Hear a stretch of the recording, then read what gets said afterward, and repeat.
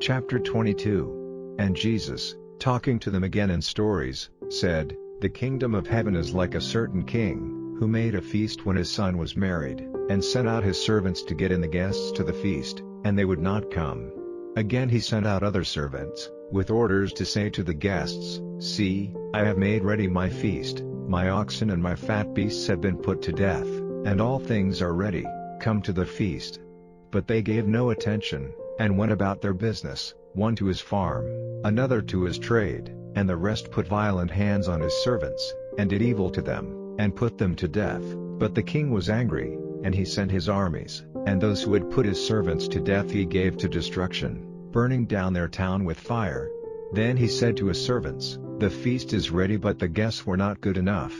Go then to the crossroads, and get all those whom you see to come to the bride feast. And those servants went out into the streets, and got together all those whom they came across, bad and good, and the feast was full of guests. But when the king came in to see the guests, he saw there a man who had not on a guest's robe, and he says to him, Friend, how came you in here not having a guest's robe? And he had nothing to say. Then the king said to the servants, Put cords round his hands and feet and put him out into the dark, there will be weeping and cries of sorrow. For out of all to whom the good news has come, only a small number will get salvation. Then the Pharisees went and had a meeting to see how they might make use of his words to take him. And they sent to him their disciples, with the Herodians, saying, Master, we see that you are true, and that you are teaching the true way of God, and have no fear of anyone, because you have no respect for a man's position. Give us, then, your opinion of this, is it right to give tax to Caesar, or not? But Jesus saw their trick and said, O false ones, why are you attempting to put me in the wrong? Let me see the tax money. And they gave him a penny.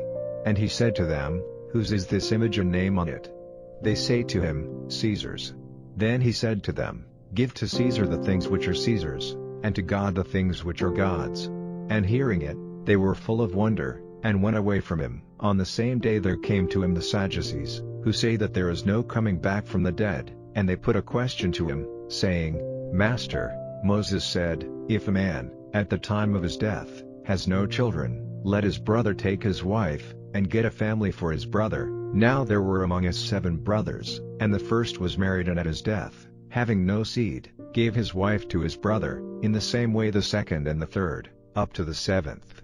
And last of all the woman came to her end. When they come back from the dead, then, whose wife will she be of the 7? Because they all had her. But Jesus said to them in answer, You are in error, not having knowledge of the writings, or of the power of God. For when they come back from the dead there are no husbands and wives, but they are as the angels in heaven. But about the dead coming back to life, have you no knowledge of what was said to you by God in the writings, I am the God of Abraham, and the God of Isaac, and the God of Jacob? God is not the God of the dead but of the living. And the people hearing it were surprised at his teaching. But the Pharisees, hearing how the mouths of the Sadducees had been stopped, came together, and one of them, a teacher of the law, put a question to him, testing him, and saying, Master, which is the chief rule in the law? And he said to him, Have love for the Lord your God with all your heart, and with all your soul, and with all your mind. This is the first and greatest rule, and a second like it is this, have love for your neighbor as for yourself. On these 2 rules all the law and the prophets are based.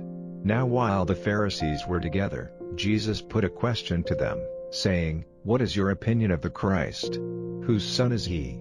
They say to him, The son of David. He says to them, How then does David in the Spirit give him the name of Lord, saying, The Lord said to my Lord, Be seated at my right hand, till I put under your feet all those who are against you. If David then gives him the name of Lord, how is he his son? And no one was able to give him an answer, and so great was their fear of him, that from that day no one put any more questions to him.